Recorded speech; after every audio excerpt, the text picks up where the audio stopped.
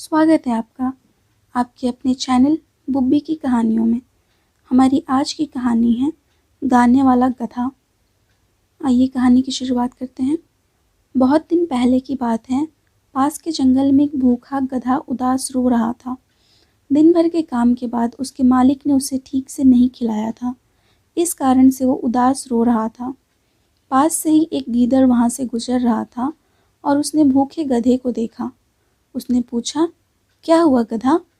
मुझे बहुत ज़ोरों की भूख लग रही है और मैंने यहाँ सब चर चुका हूँ और फिर भी मुझे अभी भी भूख लगी हुई है।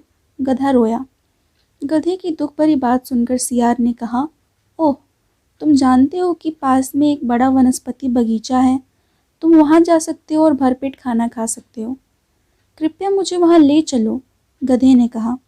ऐसा सुनकर गीदड़ ने गधे को उस बगीचे तक ले गया। एक बार सब्जी के बगीचे में वो लोग पहुंच गए। फिर वो चुपचाप ताज़ी सब्जियां चबाते हैं। तभी उनके पास में किसी के आने की आवाज़ सुनाई पड़ी। आवाज़ सुनकर वो दोनों भाग जाते हैं। अब से दोनों ही जानवर हर दिन सब्जी के बगीचे में जाते थे और भर पेट खाना खाते थे। लेकिन एक दिन उनकी किस्मत खराब थी। उन्हें एक किसान ने देख लिया और उन्हें भगा दिया। उस दिन दोनों जानवर भूखे थे। जैसे ही रात हुई, गीदड़ ने सुझाव दिया कि वे वापस सब्जी के बगीचे में चले जाएं ताकि उन्हें फिर से भरपेट खाने को मिले। रात होने पर गधा और गीदड़ चुपचाप बगीचे में घुस गए और फिर भरपेट खाने लगे। खाते वक्त गधे के मन में कुछ सूझा और उसने कहा, ओह, इतने स्वादिष्ट खीरे और चांद को देखो।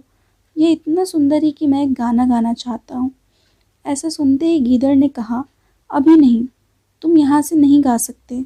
लेकिन मैं गाना चाहता हूँ, गधे ने गुस्से में कहा। गीदड़ ने उसे समझाने की कोशिश करी और कहा, किसान उसकी बात सुनेगा, उनके पकड़े जाने का भी डर है। जब गधे ने उसकी बात नहीं मानी तब वो वहाँ से चला गया। गधे ने आह भरी और गाना शुरू कर दिया। थोड़ी ही दूर पर किसान और उसके परिवार ने एक गधे के रेंगने की आवाज़ सुनी। वे लाठी लेकर गधे की ओर दौड़े। गधे को पीटकर जल्दी बगीचे से बाहर खदेड़ दिया। ओह, ओह, ओह, गधे को रेंगते हुए वापस चला जाना पड़ा। वो गीदड़ गधे के पास आया और उस घटना का वर्णन किया। उसकी बात सुनकर गीदड़ ने कहा, तुम्हें तब तक इंतज़ार करना चाहिए था जब तक हम गाने के लिए बगीचे से बाहर नहीं आ गए। लेकिन तुमने मेरी बात बिल्कुल भी नहीं सुनी, जिससे आगे चलकर तुम्हें मार खानी पड़ी। चलो, तुम्हें आराम करने की ज़रूरत है। आगे से ऐसी गलती कभी मत करना। ऐसा कहने के बाद गीदड़ वहाँ से चला गया।